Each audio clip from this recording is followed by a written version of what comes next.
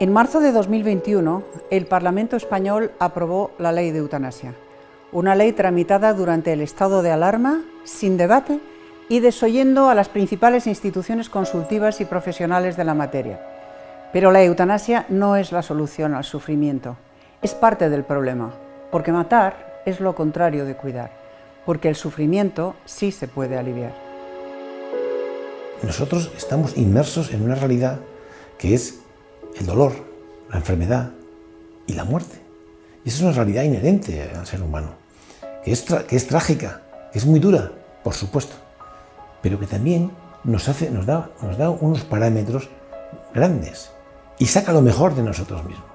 Estamos dando la espalda a la única realidad objetiva que tenemos todos y que sabemos que todos vamos a pasar por ella, que es que todos vamos a morir. Parece que nos ponemos una venda para no mirar de frente a la muerte o mirar de frente al sufrimiento y al dolor. Es inherente a la vida humana el sufrir, el dolor y la muerte.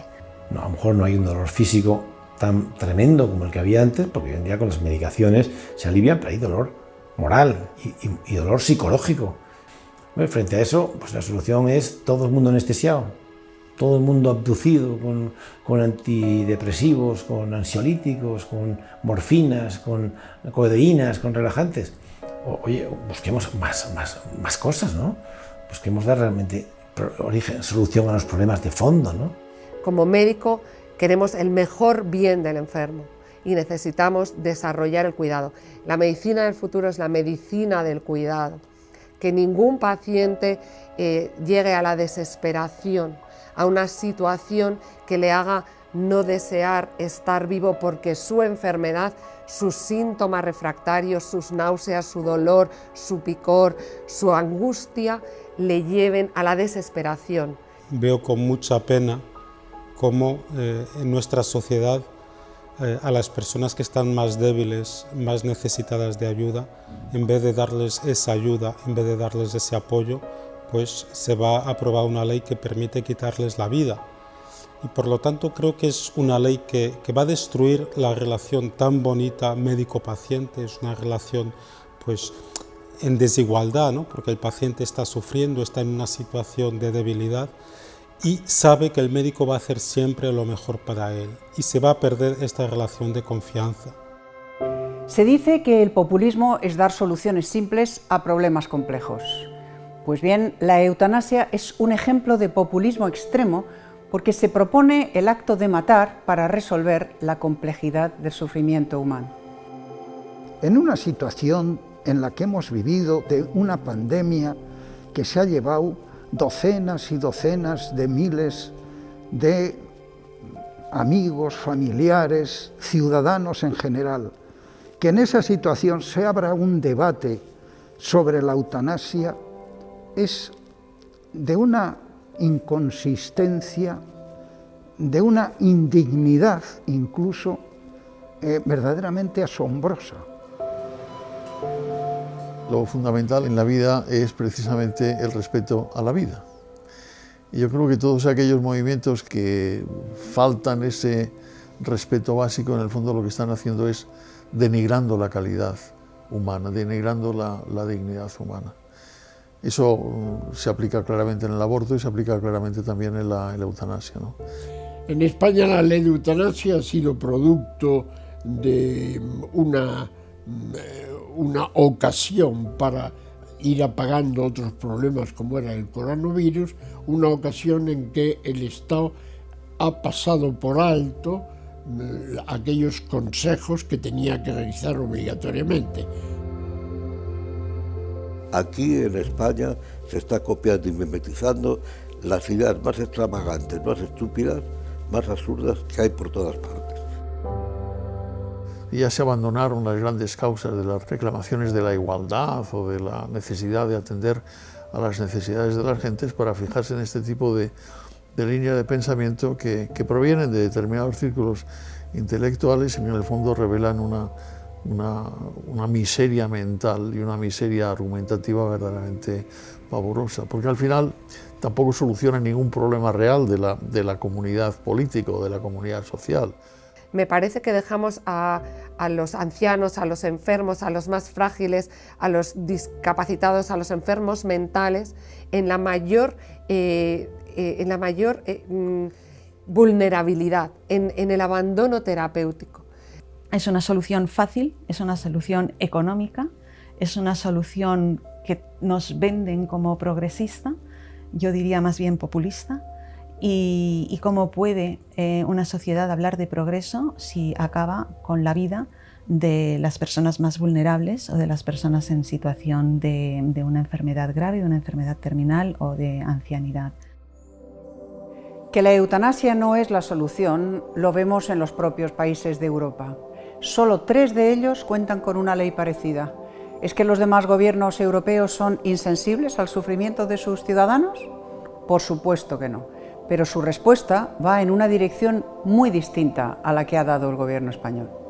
En Europa, la eutanasia solo se permite en el Benelux.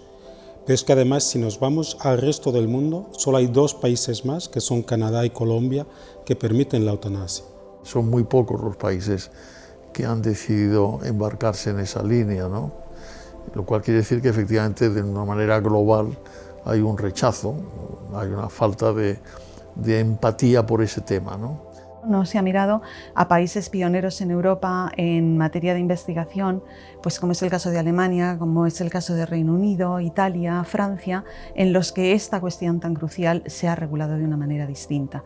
Y sin embargo, parece que nos queremos enganchar a países europeos donde la eutanasia es un hecho y donde vemos que las personas ya desgraciadamente tienen miedo de ir a los hospitales cuando pueden tener un diagnóstico pues, de una patología en un estado avanzado. Todo se hace a prisa, incluso la aplicación de la ley. Y esto va a ser un gran desastre, porque la gente va a aplicar un acto médico teóricamente para acabar con la vida de un paciente sin saber el alcance ético, moral y profesional que pueda tener esto. Si acabamos con la vida, pues acabamos con el problema, claro, pero no es la manera de resolver un problema este tipo de soluciones o este tipo de acciones. Una sociedad sin cuidados no es una verdadera sociedad, no es una buena sociedad. Se necesita fomentar el cuidado individual de la persona y desarrollar todo un plan adaptado a lo que ese enfermo necesita. Y desde esa identidad más auténtica es como podemos construir la medicina del futuro. Y esta pandemia nos ha destapado este problema, ¿no? Tenemos un problema global, pero para nosotros como médicos tenemos un problema individual en cada enfermo. El rechazo a la eutanasia no es una novedad, porque la historia nos demuestra que estas leyes conducen a una pendiente resbaladiza de trágicas consecuencias. Primero se plantea para enfermos de avanzada edad, luego para enfermos incurables y hoy se propone ya para todas las personas que así lo deseen. Los ancianos tienen miedo de ir al hospital en Holanda, por ejemplo, porque la eutanasia ha entrado en esa pendiente resbaladiza en la que siempre entran estas legislaciones. En Bélgica, por ejemplo, se ha ido ampliando de tal modo que los chicos menores de edad pueden pedir la eutanasia. La posición tanto de la Organización Médica Colegiada como de los colegios de médicos, como de la Asociación Médica Mundial es muy clara y probablemente, precisamente por saber cuál era la opinión de los médicos, no se ha querido contar con nosotros. Es decir, es una ley que se ha hecho de espaldas a la profesión médica, cosa curiosa porque al final la ley acaba repercutiendo precisamente en los médicos. Estoy convencido que desde que entre en vigor la práctica de la medicina va a cambiar radicalmente a peor. La relación de confianza que el paciente pone en nuestras manos se va a ir al traste, como ya está pasando en los países donde se ha legislado de esta manera. Nunca como hoy en la historia ha habido tantos fármacos para evitar o aliviar el sufrimiento. Hemos sido testigos de cómo en pocos meses se han creado eficaces vacunas contra la pandemia del coronavirus. Mientras tanto, el Gobierno de España tramitaba una ley contra la vida.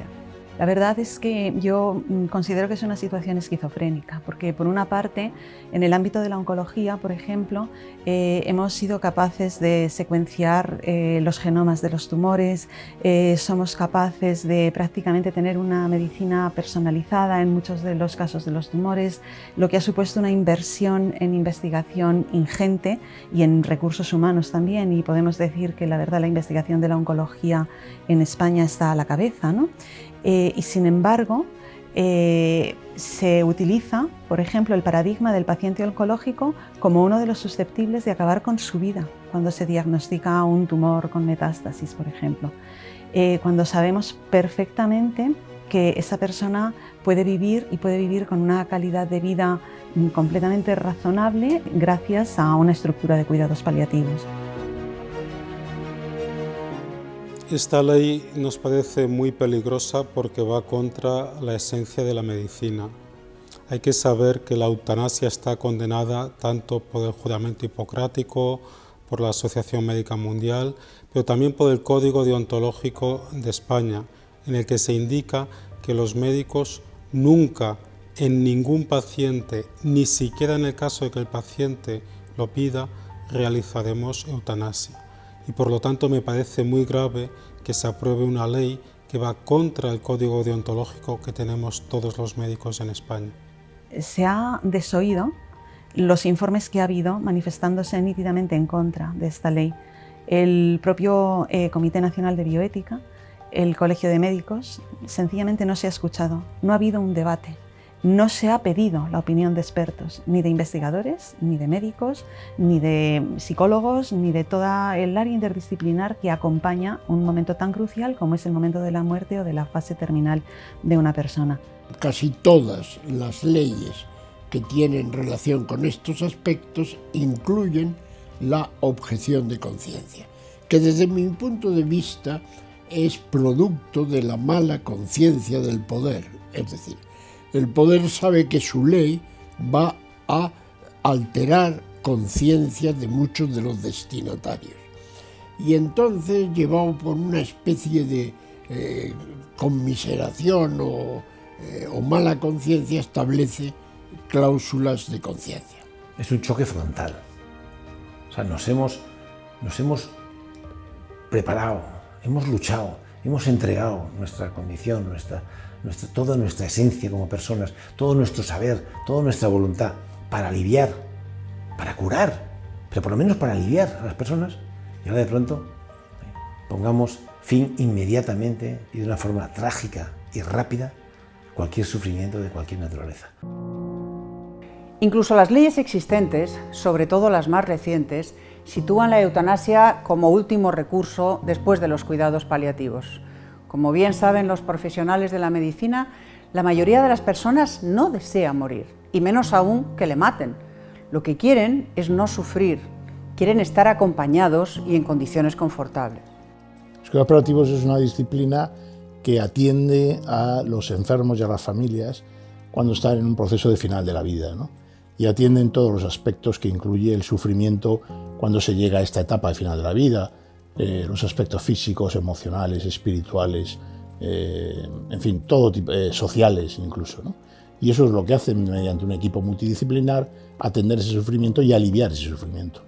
Por ejemplo, cuando esa persona que está en ese estado terrible, final, y tiene una o dos personas que le están cuidando con una humanidad, con una entrega, eso es lo más grande que tiene un ser humano, esa capacidad de donación. Eso lo quieren erradicar. Pongamos un goteo y acabemos con todo el tema. En España ahora mismo hay un déficit tremendo de desarrollo de unidades y de equipos. Hay una cobertura del 50% de la población aproximadamente. Esto significa que 70.000 pacientes al año mueren con un sufrimiento que es evitable, que podía aliviarse con buenos equipos de cuidados paliativos. Depende en qué código postal vivas, o si vives en campo o en ciudad, tienes más posibilidades de morir mejor o morir peor. Además, los promotores de la ley española han rechazado introducir la obligación de facilitar cuidados paliativos a todo el mundo. El Gobierno ignora la trascendencia de estos cuidados y no invierte en desarrollarlos. En la legislación española, la alternativa a la eutanasia es el sufrimiento. sufrir o que te maten, una alternativa inaceptable. La persona que pide la eutanasia, que pide adelantar la muerte, es que está en un episodio de sufrimiento extremo. No se habla de ningún protocolo clínico ni farmacológico para dar esta prestación de eutanasia, ¿no? De hecho, la experiencia en los países donde está aprobada esta ley es que se acaban haciendo clínicas monográficas dedicadas a esto, porque hay que especializarse. No es algo sencillo, no es algo confortable, es algo desagradable para los profesionales que lo realizan y para el paciente que lo recibe, porque su médico, que hasta ahora ha estado proporcionándole unos alivios y unos cuidados, ahora le va a proporcionar la muerte, va a acabar con su vida. Los pacientes a veces mueren solos, sin personas que les cuiden, sin poder ir a una residencia o sin poder morir en casa medianamente atendidos. La tramitación de la dependencia en España se tarda 14 meses, cuando la ley dice que era solo 3 meses. Estamos hablando de 130 pacientes. Al día mueren sin haber sido atendidos por la dependencia.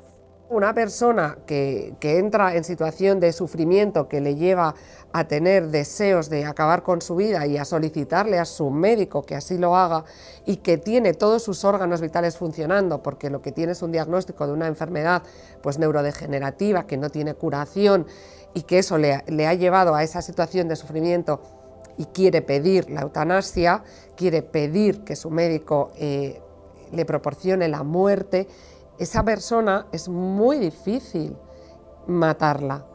Es muy difícil hacerlo en un contexto de confort, que el paciente no sufra, que no se entere, que no lo sienta. Toda ley introduce cambios en la sociedad, la moldea.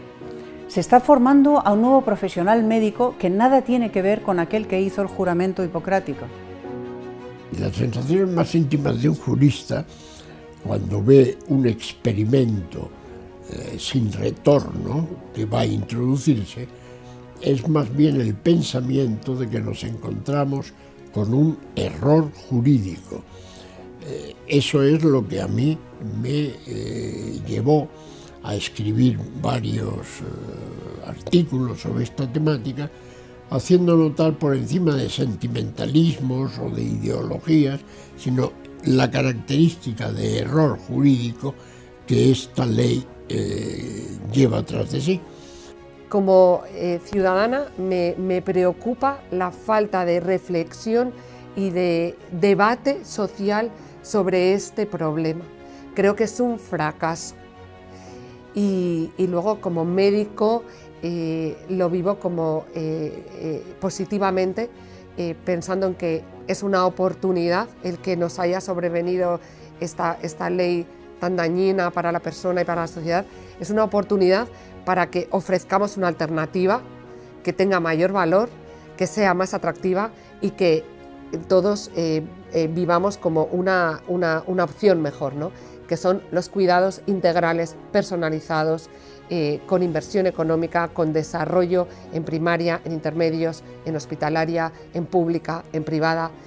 Yo, cuando era joven y hablaban los mayores de mi partido, solía callarme, escuchar y aprender. En este momento nos tratan como unos retrógrados. Bueno, a mí eso no me importa, excepto si en cuestiones que tienen que ver con la dignidad humana y con la vida, por defender un planteamiento como el que estoy defendiendo, eso acarrea el estigma de ser un retrógrado. Eso me molesta profundamente, porque, insisto, no hay nada más importante que vivir en dignidad, morir cuando corresponde morir y que esa muerte sea atendida en aquellos supuestos de necesidad con los cuidados paliativos que dignifiquen esa hora tremenda que es despedirse de la vida. Digamos, por tanto, no a la eutanasia. Rechacemos la ley que mata para acabar con el sufrimiento. Si actuamos, lograremos una sociedad de cuidado y de acogida, Firmemos cada uno de nosotros una declaración de instrucciones y voluntades anticipadas. Rechacemos tanto el encarnizamiento terapéutico como la eutanasia y exijamos recibir los cuidados y atenciones paliativas necesarias para alcanzar un buen final. Un final con el acompañamiento familiar y una atención psicológica y, si se desea, religiosa. Es nuestro derecho. La decisión de quitar la vida a una persona no la puede tomar un humano. Un humano, entre otras cosas, tiene muchas posibilidades de equivocarse. El propio enfermo puede estar pasando por una situación tan grave y tan difícil en ese momento que quiera quitarse la vida, pero posiblemente pueda tener cuidados paliativos o ayudas que le puedan cambiar la situación y que pueda vivir una vida distinta y pueda vivir una vida que incluso hasta le pueda llenar. Yo personalmente he tenido en mi familia pues enfermedades muy fuertes, muy gordas, y me han enseñado muchísimo esa capacidad de salir hacia adelante, de querer luchar todos los días, siempre con una sonrisa de oreja a oreja, con un amor propio increíble. Lo viví en un familiar muy cercano a mí, y eso es algo que a mí personalmente me ha llenado muchísimo, me ha alimentado muchísimo, me ha hecho crecer muchísimo, y fue una lección de vida total. Las personas quieren al final poder encontrar el sentido al sufrimiento que pueden estar atravesando. Algo que sea incurable no es sinónimo que sea incuidable. Todo se puede cuidar, todo se puede acoger, todo se puede amar. Y eso es lo que necesitan las personas de hoy en día. Personas que están enfermas necesitan al final personas que acompañen, personas que abracen, personas en definitiva que puedan también empatizar, ¿no? Para que las personas que se puedan encontrar en un momento difícil puedan decir, wow, estoy siendo querido. Tenemos que desarrollar la ley de dependencia, la ley de atención en enfermedades avanzadas y en final de vida. Esto es lo que necesitamos. Como médico, yo quiero poner mi cabeza, mi conocimiento, mi tiempo para hacer este plan de cuidados integrales.